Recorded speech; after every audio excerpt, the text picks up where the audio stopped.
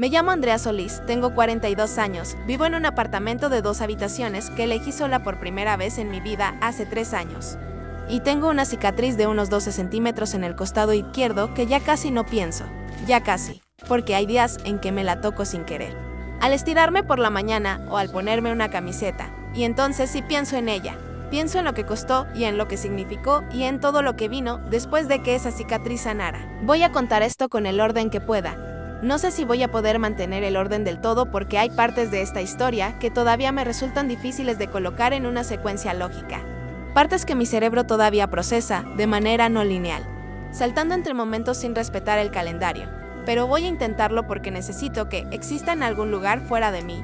Lo llevo dentro desde hace 3 años y el peso no ha disminuido, solo. Me he acostumbrado a él, que no es lo mismo. Empiezo por el principio. Tenía 22 años cuando decidí donar un riñón. Era estudiante de enfermería en el 3er año de carrera. Vivía en una residencia universitaria con otras 5 chicas y compartía una habitación con una compañera que se llamaba Lucía y que se convirtió en una de las mejores amigas que he tenido. Era el tipo de persona que era en esa época, entusiasta, algo idealista.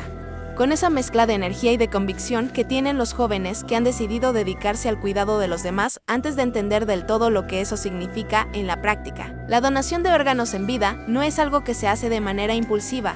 Hay un proceso largo, con evaluaciones médicas, con consultas psicológicas, con comités que revisan tu caso y que tienen que aprobar que la decisión es libre, informada y estable. Tardé casi 1 año desde que hice la primera consulta hasta que me aprobaron. Durante ese año, respondí las mismas preguntas muchas veces a personas distintas, con niveles distintos de escepticismo en la mirada. La pregunta que más me hicieron en todas sus variantes posibles era ¿por qué? Mi respuesta era siempre la misma y siempre era verdad porque podía. Porque tenía 2 riñones y funcionaban perfectamente y si uno de ellos podía darle a otra persona la posibilidad de vivir sin máquina de diálisis, sin la dependencia y el agotamiento que eso implica, entonces ese riñón estaba mejor en ese cuerpo que en el mío. Era una lógica muy simple. Me la cuestionaron muchas veces, desde muchos ángulos. Siguió siendo la misma. La donación fue altruista y cruzada, lo que significa que yo no conocía al receptor y el receptor no me conocía a mí. Así funciona el sistema, para proteger a ambas partes, para evitar presiones, para asegurarse de que nadie dona porque se siente obligado por una deuda o un afecto. El anonimato era total y era bidireccional. Yo firmé documentos en los que declaraba entender y aceptar que nunca sabría quién había recibido mi riñón. El receptor firmó documentos equivalentes. Ambos podíamos, si lo decidíamos, contactar al hospital años después para iniciar un proceso de contacto voluntario, pero solo si los dos lo pedíamos simultáneamente. Si solo uno lo pedía, la información no se compartía. Yo nunca lo pedí, no porque no me importara, sino porque había algo en el anonimato que me parecía limpio. Lo que había dado era un regalo sin condiciones. Ponerle condiciones después. Incluso condiciones tan pequeñas como querer saber el nombre, me parecía que cambiaba algo en la naturaleza de lo que había sido. La operación fue en enero. Recuerdo el frío de esa mañana, el linóleo del pasillo del hospital bajo los pies en calcetines cuando me llevaron al quirófano en la silla de ruedas porque así lo hacían. Aunque yo podía perfectamente caminar. Recuerdo el olor a desinfectante y a algo metálico que tienen los quirófanos y que no se parece a ningún otro olor. Recuerdo que la anestesista me preguntó qué pensaba mientras contaba hacia atrás desde días y le dije que en nada, que estaba bien, que estaba tranquila y era verdad. Me desperté con una sed enorme y con un dolor en el costado que era sordo y constante, el tipo de dolor que no grita sino que zumba. Y con mi madre a un lado de la cama con los ojos rojos de haber llorado, lo que me sorprendió porque mi madre era una mujer de contención que no lloraba en público casi nunca. Me tomó la mano y me dijo que todo había salido bien y que era muy tonta por haber hecho eso y que estaba muy orgullosa de mí, todo en la misma frase y casi al mismo tiempo que era muy de ella. La recuperación tardó unas 6 semanas. Volví a la residencia, volví a las clases, volví a mi vida. La cicatriz fue cerrándose despacio, de ese rojo encendido inicial al rosa más suave y luego al tono apagado que tiene ahora, casi del color de mi piel en los días de invierno. Con el tiempo dejé de pensar en el receptor casi del todo. Lo pensaba en momentos muy específicos, cuando veía noticias sobre listas de espera de trasplantes, cuando alguien en el trabajo me preguntaba por la cicatriz, cuando en alguna revisión médica el doctor consultaba mi historial y levantaba una ceja antes de seguir. En esos momentos pensaba en él, en que estaba en algún lugar que yo no conocía viviendo con algo que antes había sido mío y lo que sentía era algo tranquilo, casi neutral. Una satisfacción quieta, sin drama. Durante 20 años, eso fue todo lo que esa historia significó. Una decisión que tomé a los 22 años, una cicatriz en el costado. Y la certeza tranquila de haber hecho algo que valió la pena. Luego conocí a Rodrigo. Lo conocí a los 26 años, en el trabajo. Yo ya era enfermera, había terminado la carrera y había empezado a trabajar en un hospital público en el área de nefrología, lo que en retrospectiva tiene una ironía tan densa que a veces no sé si reírme o no. Rodrigo no trabajaba en el hospital. Trabajaba en una empresa de suministros médicos que tenía contrato con el hospital y que mandaba representantes comerciales a reuniones periódicas. Lo vi en una de esas reuniones, sentado al fondo de la sala con un bloc de notas y una expresión de concentración que luego descubrí que era su cara por defecto cuando estaba en espacios que no eran del todo suyos. No voy a extenderme mucho en cómo fue el principio porque el principio no es la parte importante de esta historia, aunque en aquel momento me pareciera lo más importante del mundo. Era guapo de esa manera que no lo parece del todo al principio y que vas descubriendo despacio, y era inteligente de la manera que más me ha gustado siempre en las personas, con curiosidad genuina, con disposición a cambiar de opinión, sin necesidad de ganar todas las conversaciones. Nos hicimos novios a los 4 meses. Nos fuimos a vivir juntos a los 2 años. Nos casamos cuando yo tenía 31 y él 33, en una boda pequeña con poca familia y muchos amigos, en un jardín prestado de los padres de él, una tarde de junio en que el calor era exactamente del tipo soportable. Los primeros años del matrimonio fueron los que son los primeros años de la mayoría de los matrimonios, cuando las dos personas implicadas se quieren de verdad y están dispuestas a trabajar en ello.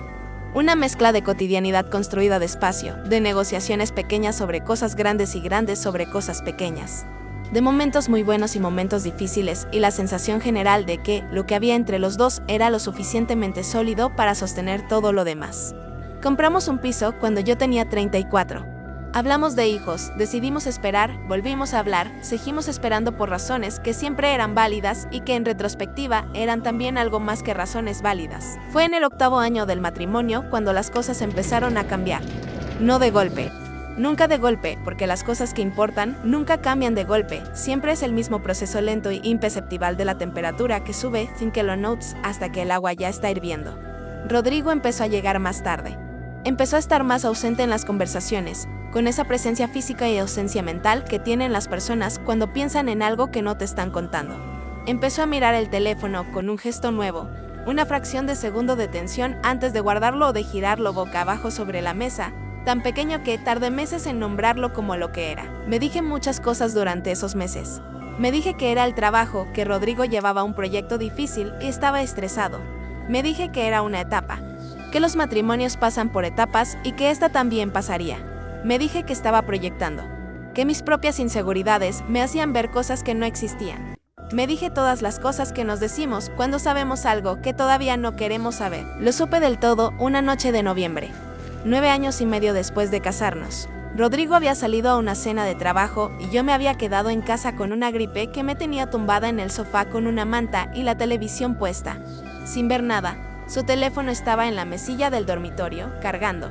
Lo oí sonar 2 veces. No fui a mirarlo. A la tercera vez fue. No para leerlo, sino para silenciarlo porque el sonido me estaba poniendo nerviosa, con la cabeza tan llena de presión. La pantalla mostraba el nombre con que tenía guardado el contacto: Andrés, proveedor Sevilla. 3 mensajes. No los leí o no los leí con intención de leer. Pero el fragmento que aparecía en la notificación antes de que la pantalla se bloqueara fue suficiente. 5 palabras. No voy a escribirlas aquí porque no importan y porque todavía me hacen daño de una manera específica. Pero eran 5 palabras que no le escribía un proveedor a un cliente. Me quedé de pie en el dormitorio, con el teléfono en la mano y la fiebre y el ruido sordo de la televisión desde el salón. Y tuve esa sensación particular que debe de tener una persona cuando el suelo cede bajo sus pies. No el suelo literalmente, sino el suelo de lo que creías que era estable. El suelo de lo que pensabas que sabías. Si esto te está gustando, dale like y suscríbete para no perderte ni una historia. Rodrigo llegó pasada la medianoche. Yo seguía en el sofá, con la manta y la fiebre y el teléfono boca arriba sobre la mesa de centro, visible, cuando entró al salón y me vio y vio el teléfono. Hubo un segundo en que la cara le cambió de una manera tan pequeña y tan completa que lo confirmó todo antes de que ninguno de los dos dijera nada. No voy a reconstruir lo que pasó esa noche con detalle porque ya lo he reconstruido demasiadas veces en mi cabeza y cada vez cuesta lo mismo y aporta lo mismo, que es muy poco. Lo que sí voy a decir es esto: Rodrigo no negó nada. lo cual, en el momento, me pareció casi una cortesía.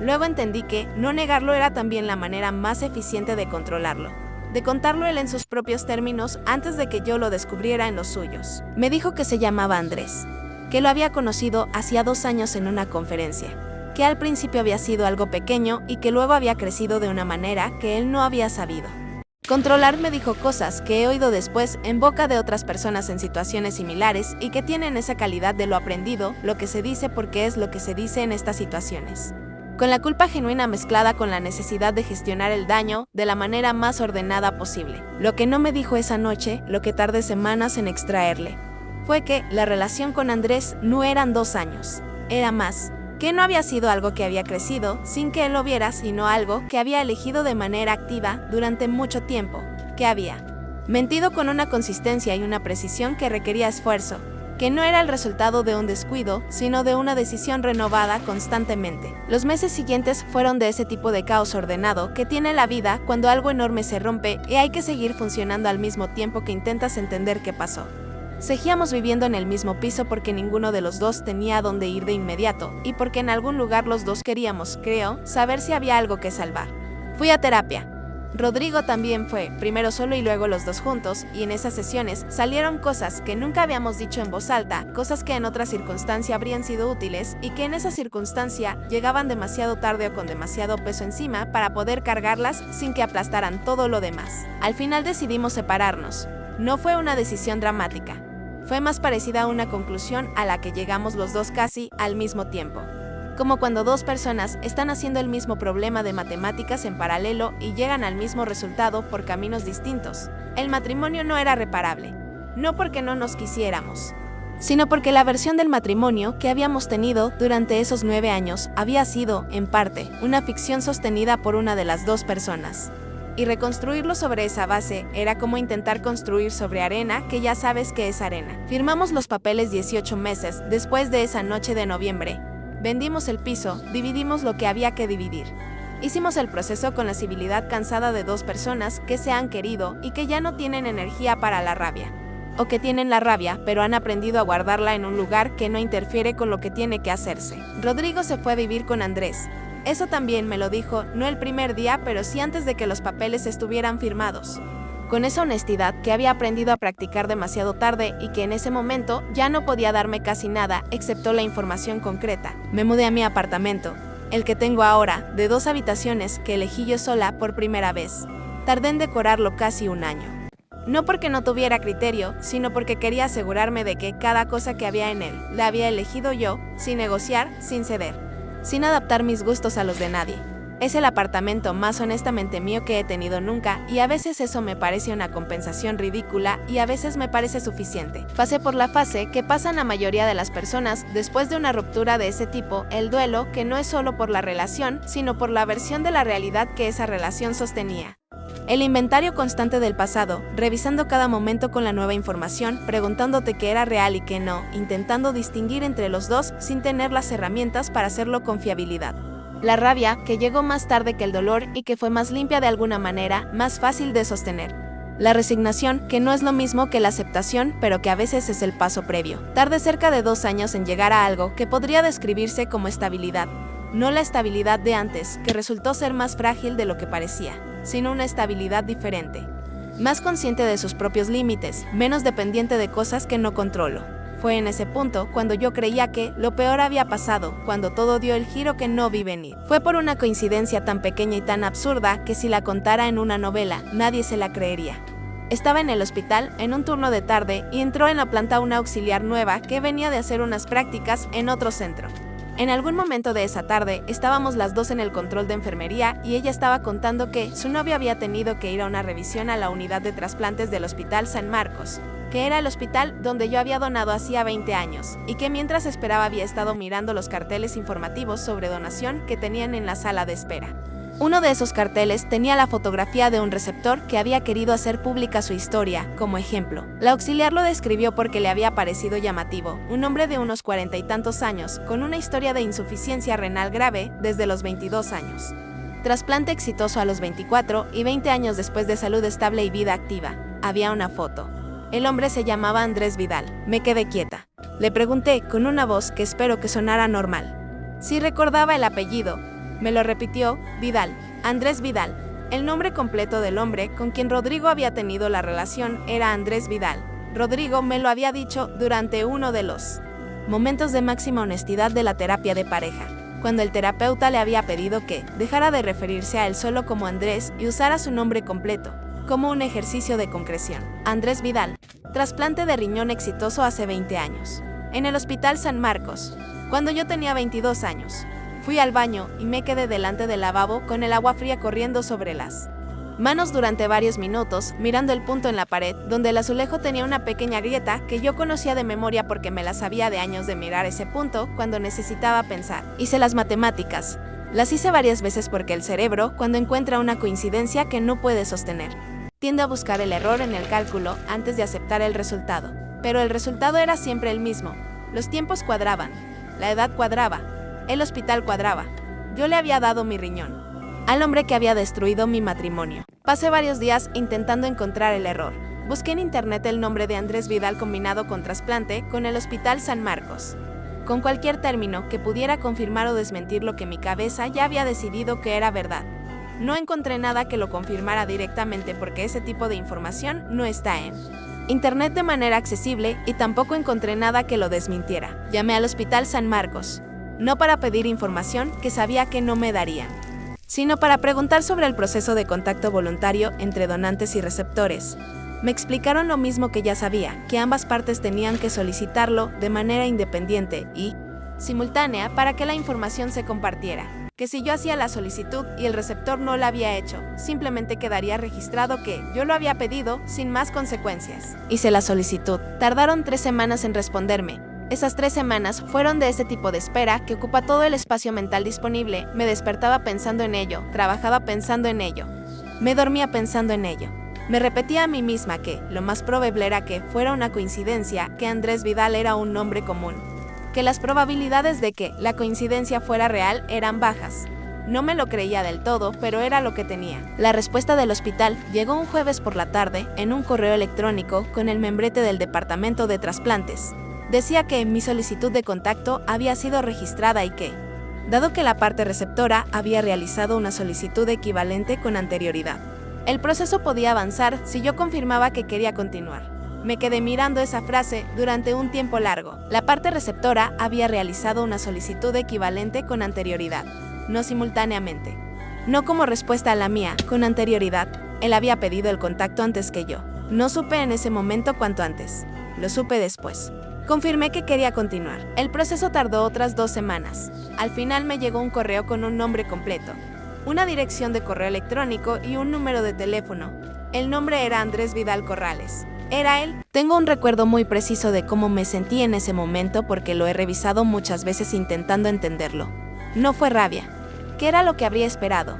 Fue algo más parecido al vértigo, a la sensación de que el suelo no había cedido esta vez, sino que se había revelado como algo completamente diferente a lo que siempre había parecido, como si llevaras 20 años caminando sobre un mapa y de repente el mapa se diera la vuelta y todas las calles que creías conocer estuvieran en otro lugar. Le escribí un correo electrónico.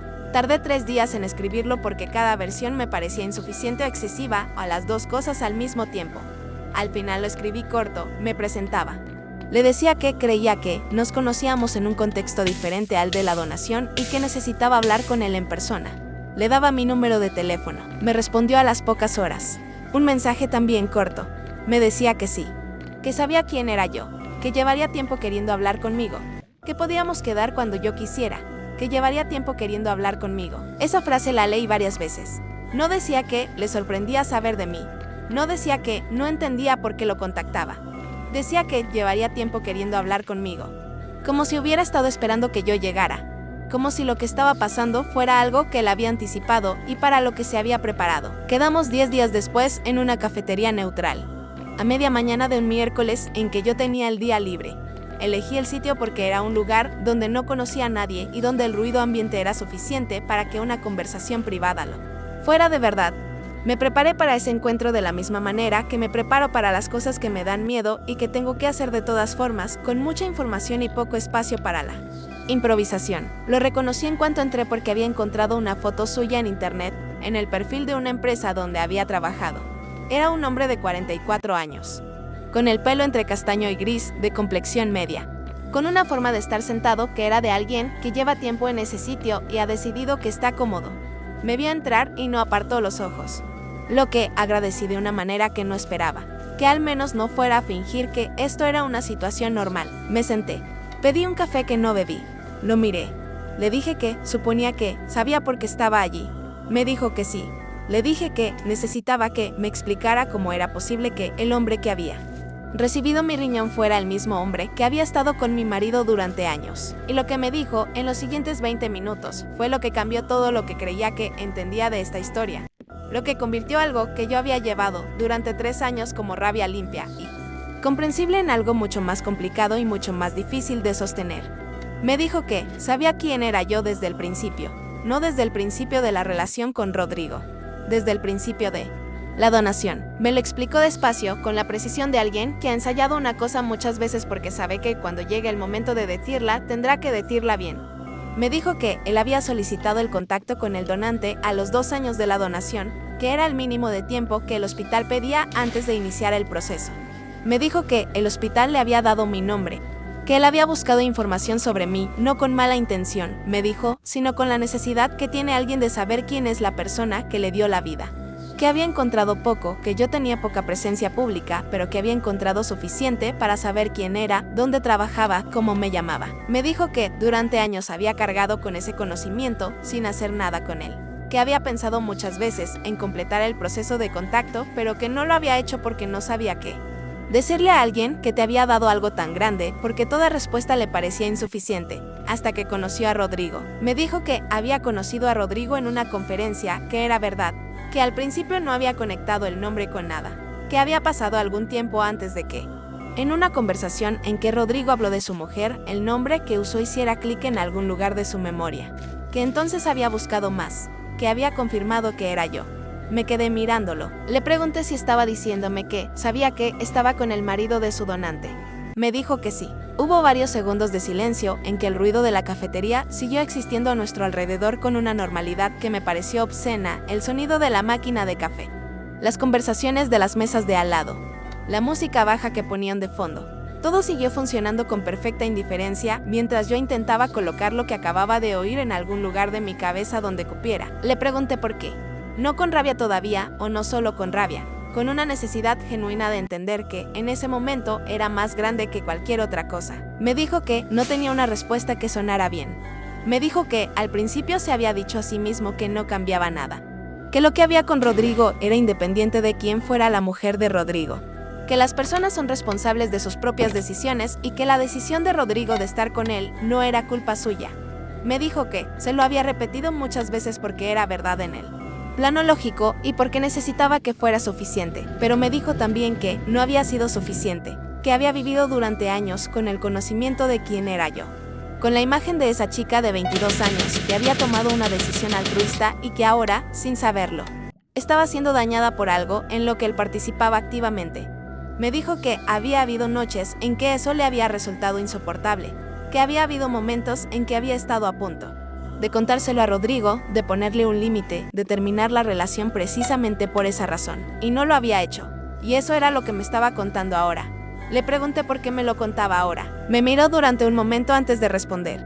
Luego me dijo que llevaba desde que yo había presentado la solicitud de contacto, sabiendo que llegaríamos a esta conversación.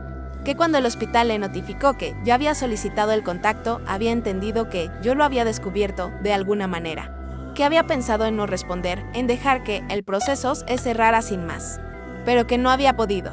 Me dijo que llevaba 3 años, desde la separación de Rodrigo y yo, con ese peso, y que la única cosa que podía hacer con él ahora era ser honesto, aunque esa honestidad llegara demasiado tarde para cambiar algo. Le dije que tenía razón en que llegaba demasiado tarde. Me dijo que lo sabía. Hubo otro silencio.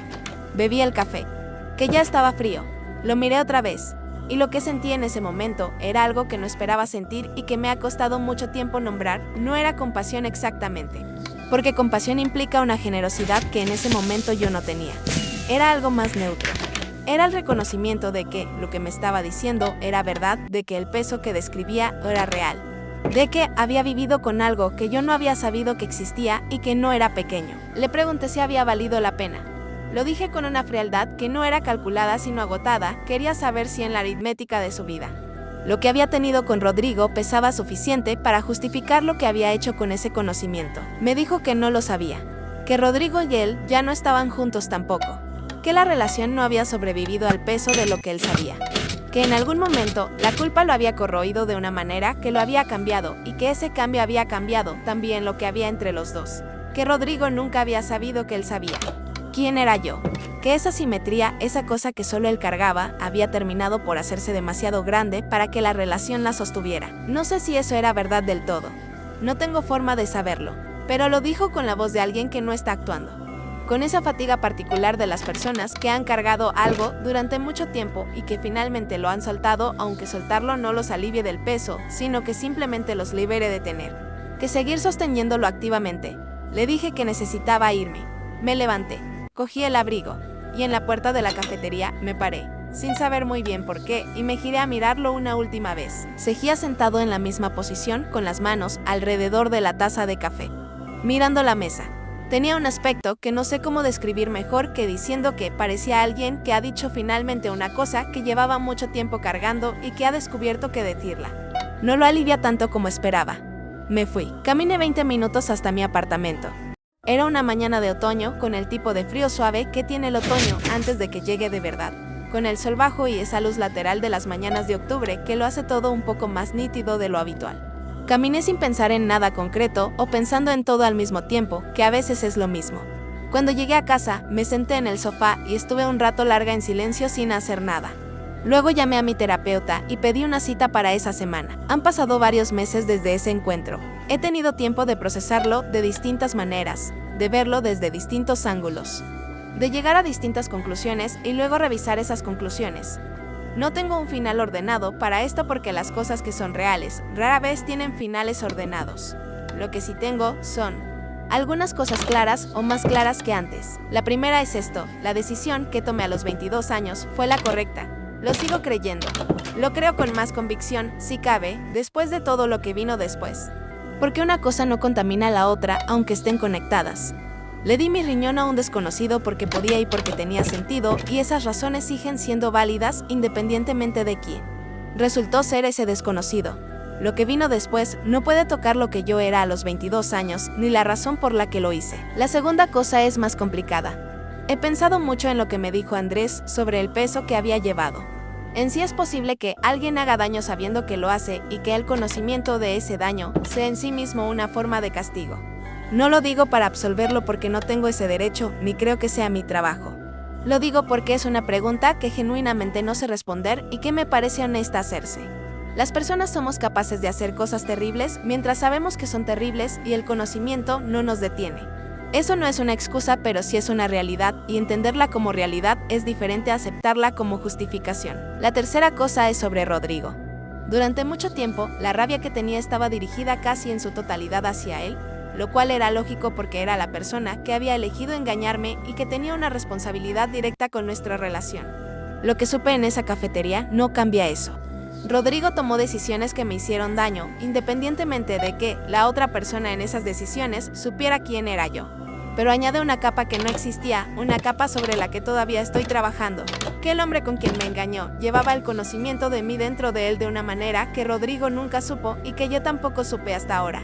Hay algo en eso que es extraño de sostener, una intimidad no pedida y completamente absurda de la situación. La cuarta cosa, y la última, es sobre la cicatriz. Me la toqué esta mañana, antes de empezar a escribir esto. Me estiré en la cama y la noté bajo los dedos. Ese relieve suave y familiar que ya no duele y que lleva 20 años siendo parte de mi cuerpo. Y pensé en lo mismo que siempre pienso cuando la toco, que hubo una persona en algún lugar que la necesitaba y que yo se la di. El hecho de que esa persona resultara ser quien resultó ser no cambia lo que fue ese gesto en su origen. No puedo dejar que lo cambie. No por él. No por ningún tipo de generosidad hacia él que en este momento no tengo y quizás nunca tenga del todo, sino por mí.